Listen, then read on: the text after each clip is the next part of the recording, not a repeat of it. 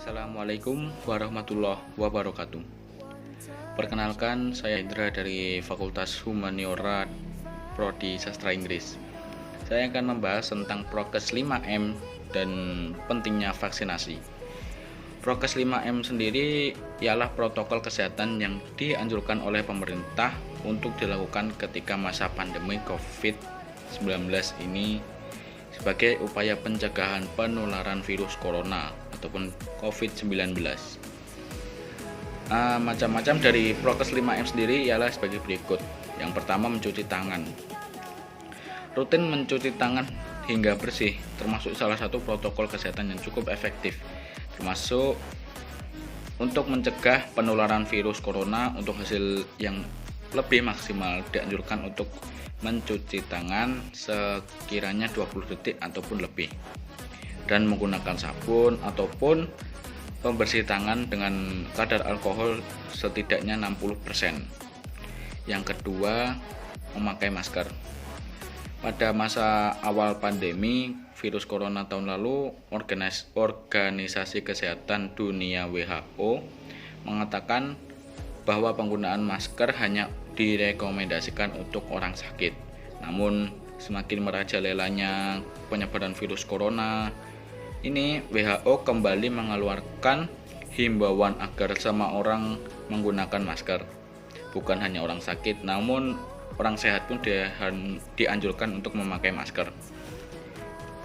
Yang ketiga, menjaga jarak. Protokol kesehatan yang selanjutnya ialah menjaga jarak. Protokol kesehatan ini diambil dalam keputusan Menteri Kesehatan RI.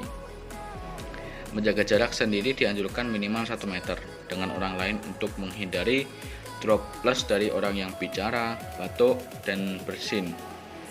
Menjauhi kerumunan. Protokol kesehatan yang keempat ialah menjauhi kerumunan, merupakan protokol kesehatan yang juga harus dilakukan. Masyarakat diminta untuk menjauhi kerumunan saat berada di luar rumah sekiranya 1 meter ataupun lebih. Yang kelima, mengurangi mobilitas. Virus penyebab COVID-19 bisa berada di mana saja. Jadi, semakin banyak kita menghabiskan waktu di luar rumah, maka semakin tinggi pula kemungkinan kita terpapar virus corona. Oleh karena itu, jika tidak terlalu penting, kita dianjurkan untuk tetap di rumah saja.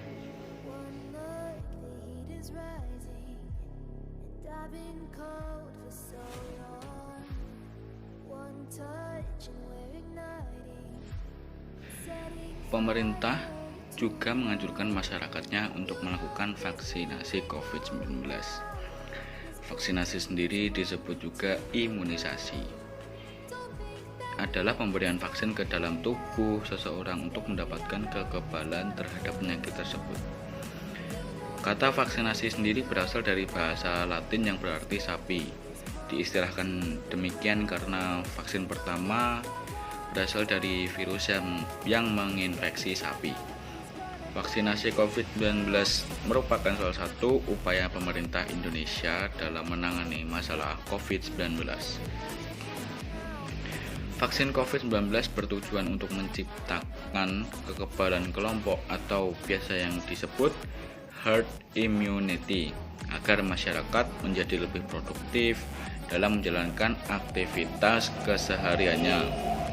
Jenis vaksinasi COVID-19 yang akan digunakan di Indonesia ada 6, yakni Sinovac, AstraZeneca, Sinopharm, Moderna, Pfizer, dan Novavax. Masing-masing dari jenis vaksin ini memiliki mekanisme pemberiannya masing-masing, baik dari jumlah dosis, interval pemberian, hingga platform vaksin yang berbeda-beda, yakni inactivated virus berbasis RNA, viral vektor, dan subunit protein. Vaksin yang sudah disediakan adalah vaksin yang sudah teruji dan dipastikan keamanannya, efektivitasnya, dan juga halalnya. Sejak vaksin COVID-19 tiba di Indonesia, Tidak sedikit masyarakat yang belum setuju akan anjuran pemerintah dalam menjalankan vaksinasi COVID-19 ini. Padahal pemberian vaksin ini sangatlah penting, bukan hanya untuk melindungi masyarakat dari COVID-19, tetapi juga untuk memulihkan kondisi sosial dan ekonomi negara yang terkena dampak pandemi. Vaksinasi atau imunisasi bertujuan untuk membuat sistem kekebalan tubuh seseorang yang mampu mengenali dengan cepat melawan bakteri atau virus penyebab infeksi. Tujuan yang ingin dicapai dengan pemberian vaksin COVID-19 ialah menurunkan angka kesakitan dan angka kematian akibat virus ini. Untuk sekarang belum bisa melindungi 100% seseorang dari infeksi virus COVID-19, namun hanya memperkecil kemungkinan terjadinya gejala berat dan komplikasi akibat COVID-19. Selain itu, vaksinasi COVID-19 bertujuan untuk mendorong terbentuknya herd immunity atau kekebalan kelompok.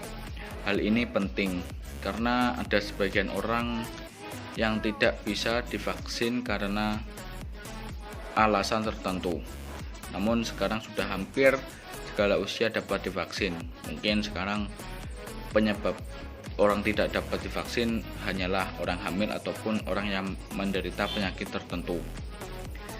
Jadi dengan mendapatkan vaksin COVID-19, kita tidak hanya melindungi diri sendiri, tapi kita juga melindungi orang-orang di sekitar kita yang belum memiliki kekebalan terhadap virus COVID-19.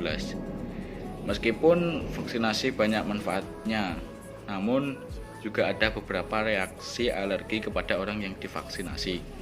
Contoh dari reaksi ini adalah sebagai berikut: rasa sakit, bengkak, merah pada kulit yang disuntik, demam, kelelahan, lemas, sakit kepala, nyeri otot, dan juga lain-lainnya. Penerima vaksin COVID-19 akan berada di bawah pemantauan selama setidaknya 15 menit setelah vaksinasi. Petugas akan mengamati apakah ada reaksi yang muncul seketika. Kebanyakan efek samping COVID muncul dalam 3 hari selepas vaksinasi dan hilang sendiri hingga maksimal 1 pekan. Jika demam, minum paracetamol dan beristirahat. Jika sakit tetap berlanjut, dianjurkan menghubungi dokter sesegera mungkin dengan menjelaskan bahwa kita telah menerima vaksin COVID-19. Namun ketika sudah divaksin COVID-19, tetap ada kemungkinan akan terinfeksi virus COVID-19. Karena itu, meskipun sudah menerima vaksin COVID, kita harus tetap mematuhi protokol kesehatan. Dan bila merasakan gejala COVID, segera melakukan isolasi mandiri dan jalani tes swab. Sekian yang dapat saya sampaikan. Jika ada kurang lebihnya, saya mohon maaf. Jika ada salah kata, saya juga mohon maaf. Saya Raffi Mahendra, pamit undur diri. Sekian. Assalamualaikum warahmatullahi wabarakatuh.